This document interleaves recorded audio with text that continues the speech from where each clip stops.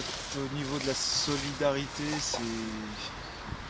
il y a les mouvements sociaux, hein, ça veut dire les mouvements citoyens plutôt que sociaux, qu'ils essayent de faire quelque chose avec les moyens de bord qu'ils ont.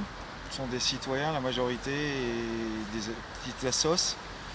Par contre, le pouvoir public est vraiment absent, quoi.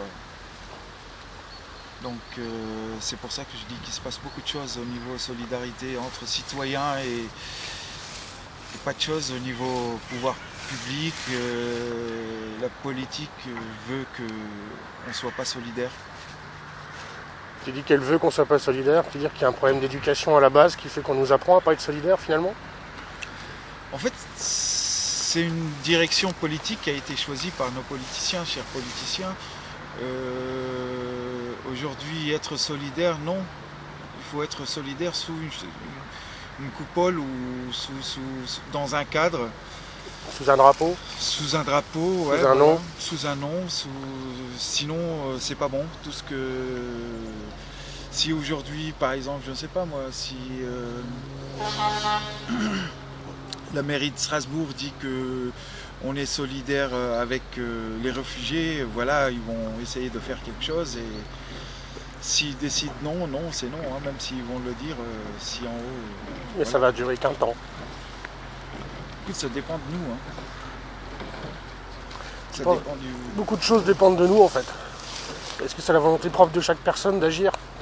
En fait, je crois qu'aujourd'hui, beaucoup de gens voient que notre politique n'est pas parfaite et vraiment à l'encontre de l'humain. Donc je crois que c'est pour ça qu'il y a des engagements de citoyens dans des causes différentes de solidarité, hein, que ce soit avec les migrants, SDF, je ne sais pas, écologique, dans tous les domaines. On voit que l'absence d'une politique solidaire, donc les citoyens s'engagent dans différentes luttes. On entend souvent, enfin moi j'ai souvent pu constater qu'il y a un affrontement entre ceux qui aident les SDF et ceux qui aident les migrants. Ils font une différence entre les deux. Ça vaut le coup? En fait, ça c'est pas un problème en fait. Les gens veulent que ça soit comme ça. Mais c'est pas une réalité. Hein. Les SDF, ils ont le droit à tout. Sorte de solidarité, comme les migrants, les SDF, pourquoi on se rappelle des SDF aujourd'hui? Avant, il y avait 10 ans en avant qu'il y a les crises migratoires et les crises, pas migratoires, parce que c'est pas des crises migratoires, les crises politiques qui exercent. Personne ne s'occupait des SDF. Aujourd'hui, quand on a mis deux catégories, donc c'est une stratégie politique, voilà, on lâche nos SDF, mais par contre, excusez-moi, quand il n'y avait pas des migrants qui venaient aujourd'hui en France, personne ne parlait des SDF. Donc c'est juste, pour moi, c'est juste un prétexte que voilà, on essaye, comme on a fait des catégories de migrants, on essaye de faire des catégories de solidarité. Voilà, mais après les gens intelligents et tout ça, ils savent que la solidarité n'a pas de frontières en fait. Donc que ce soit SDF, que ce soit migrant, que ce soit... Quand je dis migrant, grand migrant, ça veut dire qui enrobe toutes les... que ce soit réfugié, que ce soit tout. Hein, c'est pas juste demandeur d'asile, ou c'est dans toutes ses formes, sans papier, dans tout. Tu me disais juste avant qu'en fait c'est la volonté de chacun de faire les choses. Tu étais en Tunisie dernièrement et tu as rencontré quelqu'un qui justement a pris au pied de la lettre ce que tu viens de me dire. Tu peux nous en dire plus? En fait, c'est une personne que j'ai rencontrée et maintenant on est devenus amis.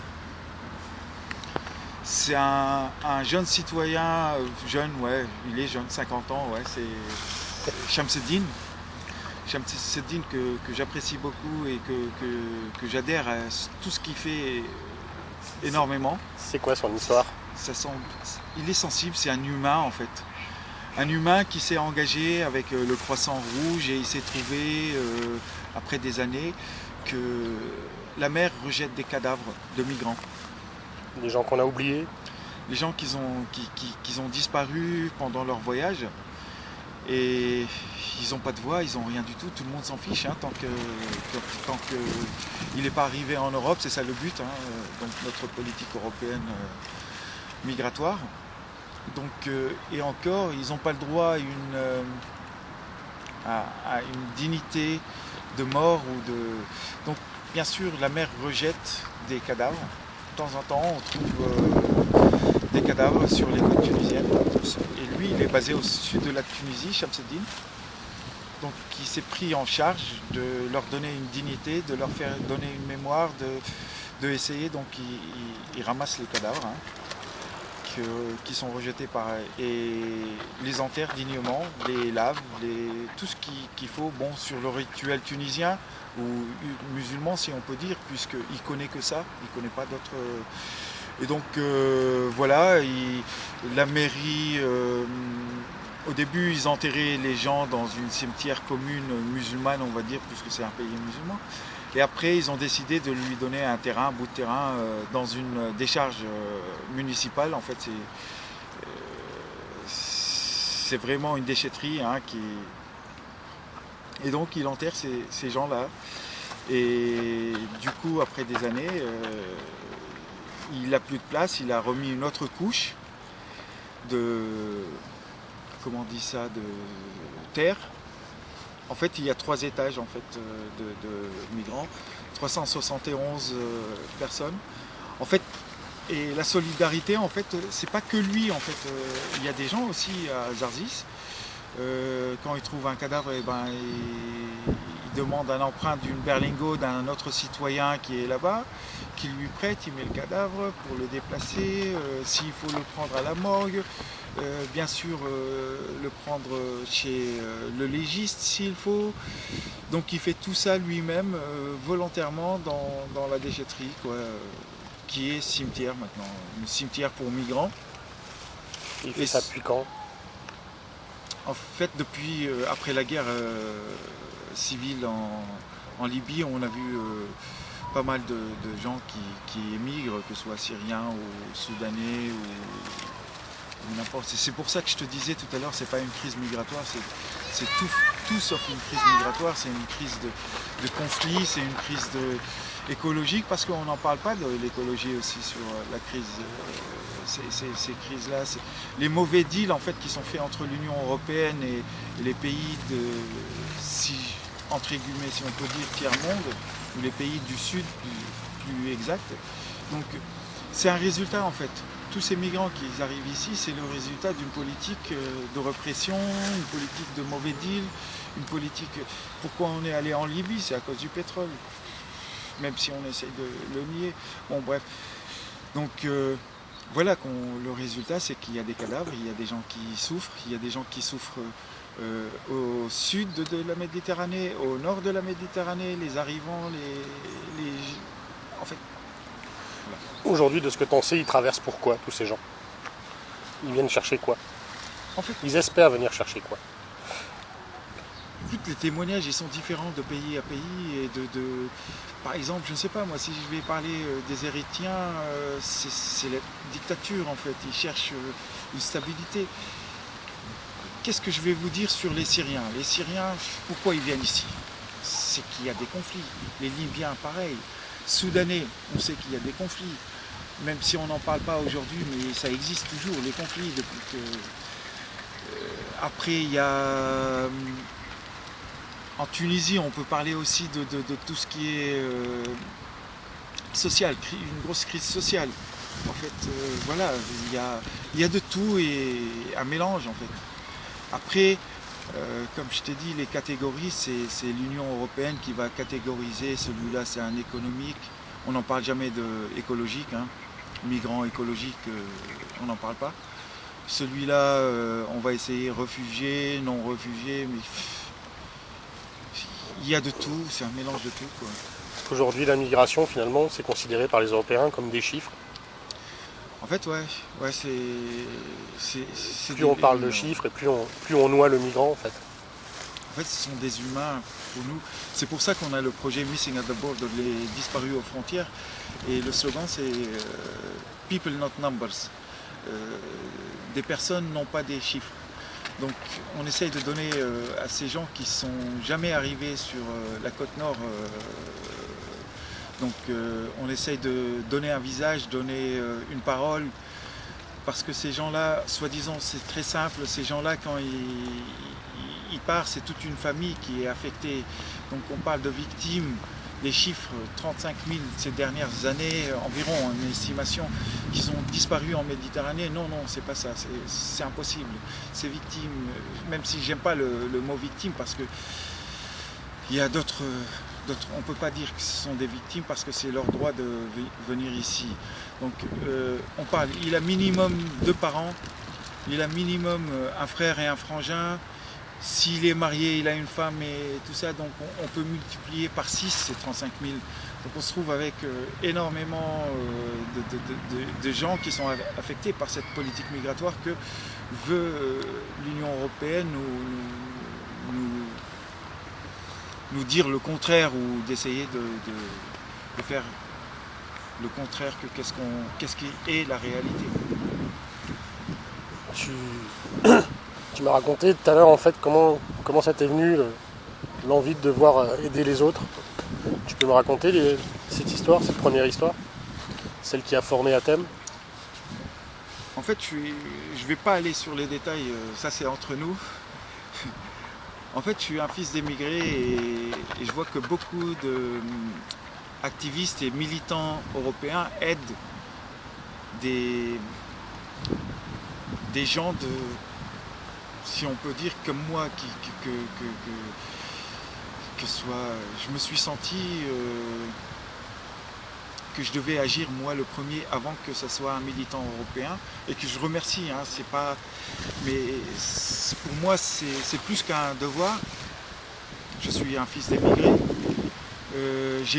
mon père a vécu la même chose et je sais comment c'est dur, donc il faut que je réagisse avec tous les militants qui sont en Europe ou au sud de la Méditerranée, de lutter et d'essayer d'être solidaire avec ces gens-là. Que je disais tout à l'heure, c'est l'histoire qui t'a rattrapé? Oui. En fait, c'est pas l'histoire, plutôt mémoire, c'est la mémoire, car sans mémoire, on n'a pas d'histoire. Si j'oublie ma mémoire, j'aurais pas d'histoire. Donc pour moi, c'est plutôt la mémoire de mes parents qui sont venus ici dans les années 60 ou fin 60 que je dois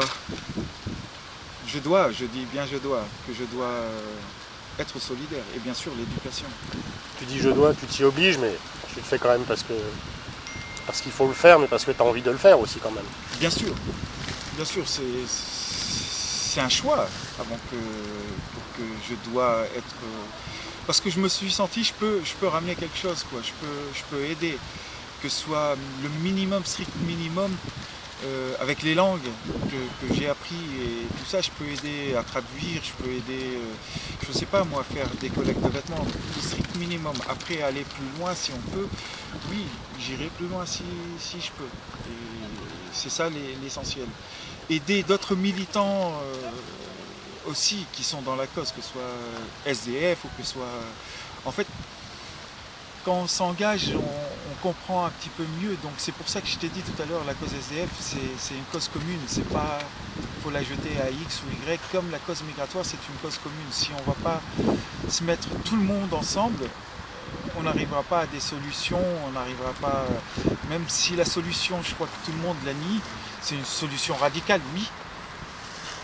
C'est l'ouverture des frontières, c'est le partage des richesses, tous ensemble. C'est pas qu'est-ce qu'on vit aujourd'hui, notre temps actuel, c'est tout à fait le contraire. Aujourd'hui, on enrichit le riche et on appauvrit le pauvre. Donc voilà quoi. Aujourd'hui, dans la politique de ces 2 dernières années, même 3 dernières années, on sent un repli identitaire dans chaque pays, la montée de l'extrémisme. On l'a vu il n'y a pas longtemps en Allemagne, on l'a vu il n'y a pas longtemps en Autriche, aux Pays-Bas, en France. En fait, pour moi, je ne le vois pas comme ça, ça a été toujours existant, l'extrémisme. Après, comment ils sont remontés en fait. Ils sont remontés, pour moi c'est très simple, c'est nos choix, le choix si on peut se permettre, mais nos politiciens, ils ont donné le bâton pour qu'ils nous tapent avec. Donc c'est la politique qui a été menée par nos anciens leaders et nos leaders. Donc après, ils existent ici, ils ont toujours existé, ils ne sont pas partis. Hein. Ils se sont révélés alors? En fait, ils sont sortis en public, moi je dirais. Avant, c'était, je ne sais pas, moi par exemple, en Allemagne, si on regarde le cas de l'Allemagne, on a vu tous ces pays. L'Allemagne est entourée par plein de pays. Tous ces pays existent, des groupes identitaires partout. Sauf l'Allemagne. Et du coup, récemment, ça a commencé à monter, quoi. On n'est pas dupe qu'en Allemagne et dans tous les pays entourés de l'Allemagne, il y a des identitaires, que ce soit la France, la Belgique, patati, patata, sauf l'Allemagne. Aujourd'hui, maintenant, ils sont sortis en plein rue et ils se mettent en avant. Je peux parler d'un cas qui est très sur la question identitaire pour un petit peu comprendre le contexte. En fait, je ne sais pas si vous êtes au courant ou non, mais le C-Star, c'est le bateau qui a été affrété par les identitaires. En fait, j'étais défenseur d'Europe. Donc nous, j'étais parmi les militants qui ont lutté contre le C-Star, un bateau identitaire pour empêcher le migrant, leur patati, pour plein de causes qu'ils ont annoncées. Et on regarde que ce C-Star, en fait, il n'a pas de pavillon. Primo, il a un pavillon, il a été choisi un pavillon, c'est bien calculé, hein, pavillon de Mongolie, donc qui ne tombe pas sur la coupole de la Convention de Genève, article 13. Donc ça, c'est très intéressant. Et on regarde, on a vu qu'il voulait accoster en Zurich, on a vu des paramilitaires au milieu de ce bateau, des Ukrainiens, qui sont entraînés, qui sont des milices, hein, en Égypte, c'est ça qui ont fait. Ils ont des migrants en Égypte aussi, qui étaient sans papier, sans rien du tout, qui étaient à leur service pour faire tourner ce bateau. Et du coup, il y a les militants donc ils sont partis de l'Égypte, ils sont allés en Chypre, ils ont été refusés de partout. Donc c'était un mouvement citoyen, c'est tous des citoyens qui ont mis un veto. On ne veut pas de ces SAR qui accostent dans notre pays, que c'est fait en Égypte, Tunisie, Malte, tout ça. Ils ont essayé de saboter quelques bateaux, ONG et tout ça. Donc on regarde aujourd'hui, pourquoi je te dis les identitaires. L'Union européenne, pourtant tous les pays ont parlé de ça. L'Union européenne jamais s'est prononcée contre ce bateau. Donc entre nous, l'Union européenne, pour lui c'est excellent, c'est bien. Qu'est-ce qu'on a une riposte? On a une riposte que l'Union européenne, les bateaux solidaires comme l'ONG Uvet a été confisqué. Soi-disant, il aidait des migrants et tout ça. Et on sait que c'est du faux. Le juge à Catagne qui s'est occupé de cette affaire, des années, même si le Parlement italien lui a dit non de ne pas s'en occuper, c'est bon, des années qui cherchent et qui essayent d'impliquer des ONG en fait. Donc là, il y a deux mesures. Il y a une mesure pour les identitaires et il y a une mesure pour les solidaires. Donc après, on dit que la remontée des... Mais non, il n'y a pas de remontée. Politiquement, c'est ce que veulent nos politiciens, qu'on vote chaque jour. Donc pour moi, c'est pour ça que je vous dis que non, c'est pas ça. Aujourd'hui, à la Roya ou à Calais, si on parle français, problème français, c'est pareil.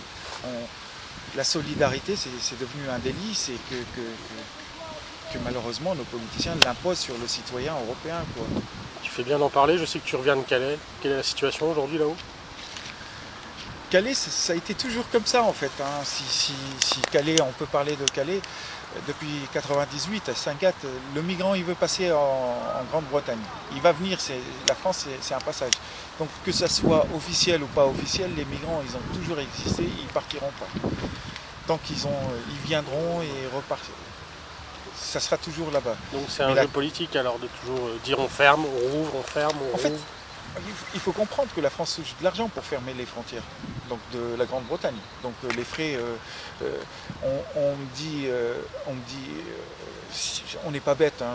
Si on va à Calais, on va trouver les contrôles de police de frontières, de Home Office qu'on appelle ça en anglais, sur le sol français, que c'est aberrant. Pourquoi? Pour empêcher...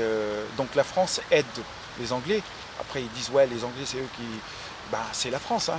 C'est Sarkozy, hein, les accords de Touquet ou Touquin, j'ai oublié quel accord. Donc oui, on leur donne l'espace pour que les Anglais stoppent les migrants en France. Et donc ça devient un problème français pour eux. Et que la France n'arrive pas à gérer ça. Donc l'État, quand je parle l'État. Après, oui, il y a des solidaires, des Calaisiens aussi qui sont très solidaires. Il y a beaucoup de Français. Il faut pas limiter Calais sur des... Ce que tu dis, c'est qu'en fait, à Calais, aujourd'hui, il y a des migrants qui sont pris en otage dans un jeu politique. Exactement, mais ça on le sait depuis longtemps. Après ils veulent nous faire croire. C'est toujours ça, le mass média, il nous veut faire croire d'autres choses, mais la réalité elle est là-bas. Celui qui en doute, il peut y aller, hein. Il peut y aller faire un trajet Calais-Dovre, il va voir qu'est-ce qui se passe. Et en termes de santé, de vie, comment ils vivent là-bas? Écoutez, c'est pour ça qu'ils appellent ça eux la jungle en fait. Il y a rien du tout, le minimum, il n'y a rien, hein. Il m'a dit, un migrant, la dernière fois, il m'a dit, il regardait la télé, il voyait un spot publicitaire, il me disait c'est quoi ça? Je lui dis en fait c'est l'SPA ou je ne sais pas quoi, s'il y a des maltraitances pour des animaux, des trucs comme ça. Il me regarde, il me dit, et pour les humains? Je lui dis écoute, voilà, notre société, donc c'est vrai que c'est paradoxalement... très... Qu'est-ce qu'on peut répondre à ça? Ouais. J'ai aucune réponse. Donc voilà quoi. Aujourd'hui, les droits de l'homme, c'est pas les droits ils m'ont dit c'est pas les droits d'homme, c'est les droits des chats et des chiens. J'ai rien contre les chats et les chiens, mais bon, si on pouvait s'occuper un petit peu de les humains avant et après, on peut faire quelque chose pour les chats et les chiens quoi. Donc je ne sais pas. C'est très... Pour finir, si tu as un message à donner à tout le monde, ce serait quoi aujourd'hui? Écoutez, engagez-vous sans le citoyen, ça peut rien se faire, hein. Chacun sa cause, engagez-vous dans n'importe quelle cause que vous croyez juste, que ce soit migrant, que ce soit écologique, que ce soit tout, qu'est-ce que vous croyez. C'est nous les citoyens qui doivent faire changer les choses, c'est pas, on n'attend plus rien du tout nos politiciens, parce que l'Europe elle n'est pas basée sur le citoyen, elle est basée sur sur les business, je choisis bien mes mots, hein. Ça veut dire que moi aujourd'hui j'accuse l'Europe, moi si je réfléchis un petit peu, l'Italie elle a payé de l'argent pour des Libyens pour qu'ils s'entretuent entre récemment. Donc cet argent n'est pas utile ici.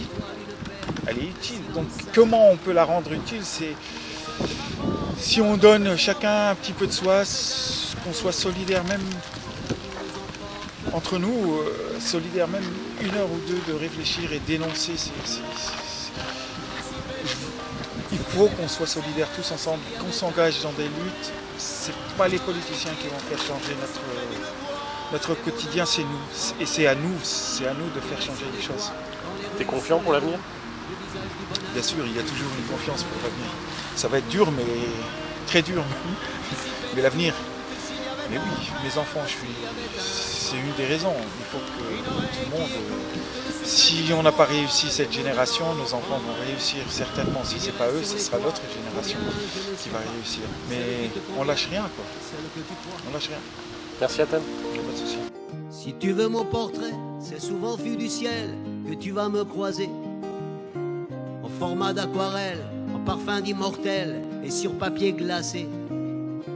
Si tu veux me trouver, c'est dans les faits divers que mon nom est cité.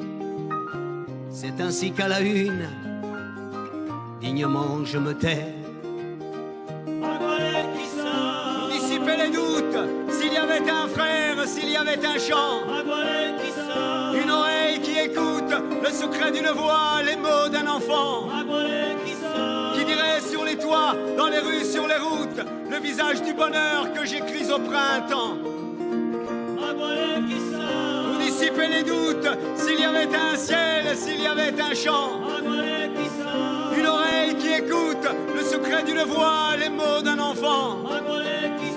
Qui dirait sur les toits, combien je ne suis pas, celle qui te convient et celle que tu crois. Celle qui te convient et celle que tu crois. Celle qui te convient et celle que tu crois.